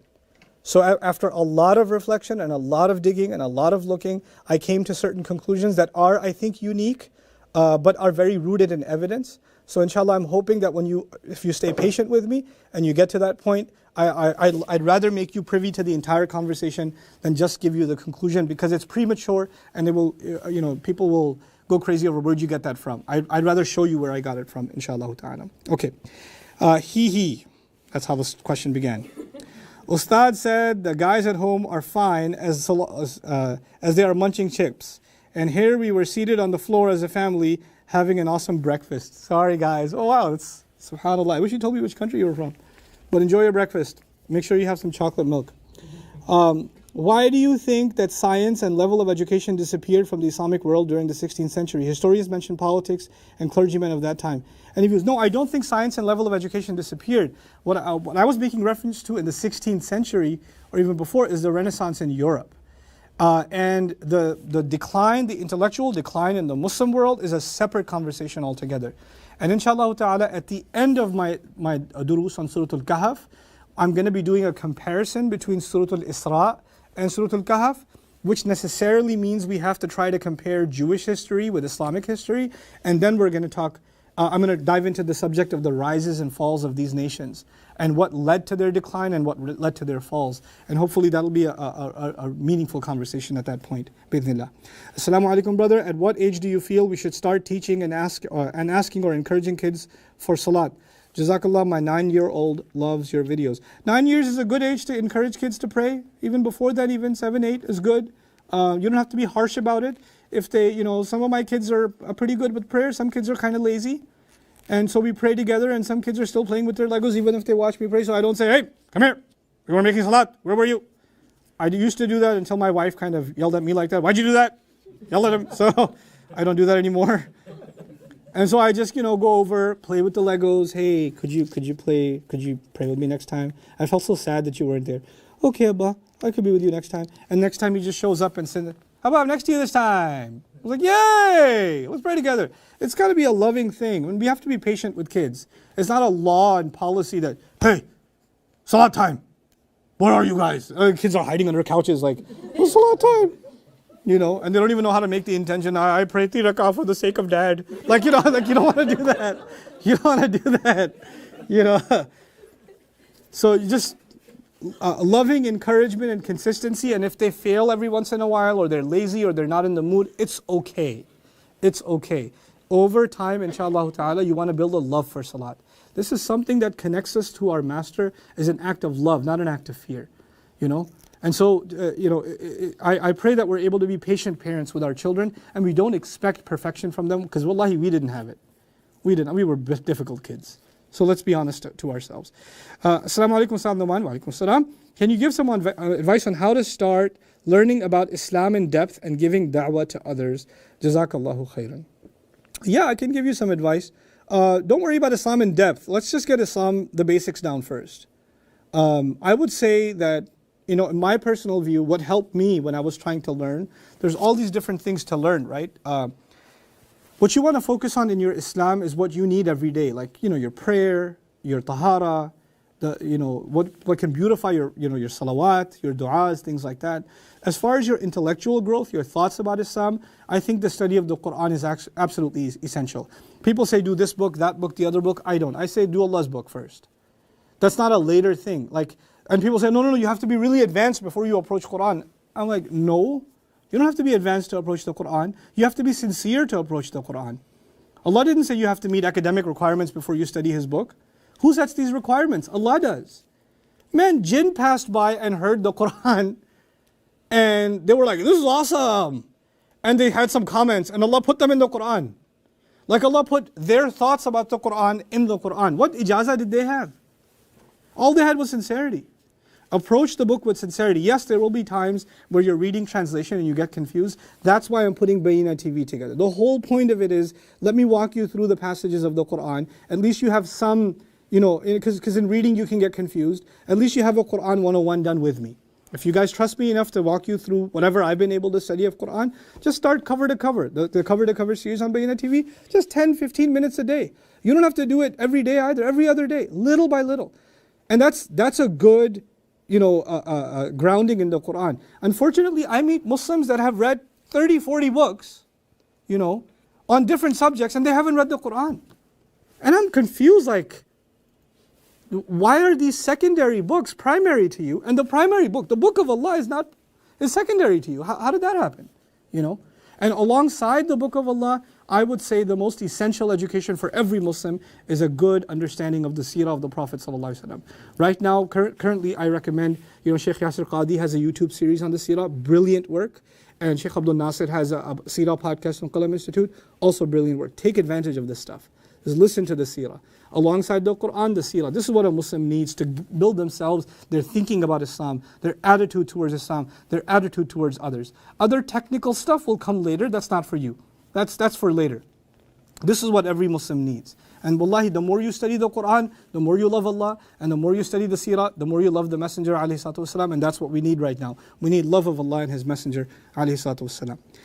Now, about giving da'wah to others, I just say, so long as you're sincere, you don't have to know a word of Arabic. You don't have to know a word of the Quran. You just have to be sincere when you give da'wah. What example did I just give you of these young men? What ayat did they quote? What references did they give? All they said was Allah is one. We can't disobey Him. How are we going to stand in front of Him? Be reasonable. That's all they did. So da'wah is not complicated. Da'wah is a beautiful act of sincerity. Yes, you can learn to give it better and better over time. But don't worry about I have to get super duper crazy advanced before I say anything to anyone. Da'wah is about just calling people to what is known to be good, what all prophets call towards. And that's the other thing. We love discussing advanced, complicated, super, complex issues. And if you study what the prophets gave da'wah with, Quran tells us what Ibrahim ﷺ said, what Nuh ﷺ said, what Salih ﷺ said. You will find they say the simplest, easiest, straightforward things. Profound things, but straightforward things. Da'wah is straightforward. Don't complicate it, inshallah. Okay. Another question. Part of the story from the Christian sources is clearly contradictory to what the Quran has to say. Absolutely. Will it be wise to take any part of the story from the Christian source? Yeah, the parts that don't contradict, I have no problem taking. Actually it even enhances and nuances the discussion. As you will see, inshallah, when we engage in this study, these sources, they are a mix of good and bad. And what determines what is good and what is bad? To us, what determines that is the book of Allah. That's what determines it. So we can tell them, we agree with you here, here, here. This seems to be okay. Here's where we disagree. And here's why we disagree. Okay, so we don't deny those sources altogether. It can't entirely be made up. But the parts that Allah chose to correct, we clearly stand against. I recite Quran, but I don't feel the same relaxation. I don't understand Arabic. I need some advice, in fact, spiritual consultation from brother. Well, I cannot give you spiritual consultation on YouTube or on Bayna TV because you're pretty far away. But what I can tell you is that experiencing the joy of salat, it takes work. And don't be frustrated with it. In other words, if you're praying and you don't feel anything, that's no reason to give up the prayer. Allah says in the Quran, and by the way, feeling the prayer is like tasting Iman. So Allah says, about the Bedouins who said they have Iman, they only have Islam. وَلَمَّا يَدْخُلِ الْإِيمَانِ فِي قُلُوبِكُمْ. Iman hasn't entered your hearts yet. Then He said, وَإِن تُطِيعُوا اللَّهَ وَرَسُولَهُ لَا يَلِتْكُم مِّنْ أَعْمَالِكُمْ شَيْئًا إِنَّ اللَّهَ غَفُورٌ رَحِيمٌ. If you still obey Allah and His Messenger, if you continue to obey Allah and His Messenger, none of your deeds will be wasted. Even when you're praying and you don't feel anything, Allah still counts that prayer. Allah is still valuing that prayer. And Allah is saying He'll cover up the faults you have in your prayer. Don't give up on your prayer. And if you stay consistent with it, Allah will finally crack that heart open and the sweetness of Iman will come up, but you have to give it commitment. And you can't give up on yourself. And you can't say, I'll only pray when I feel something. That's not the right approach. This is not customer service. If I feel good, I'll do it. No, you do it because Allah is asking you to. And Allah is telling you as a gift, He will give you the joy of khushu' in the prayer, inshaAllah ta'ala.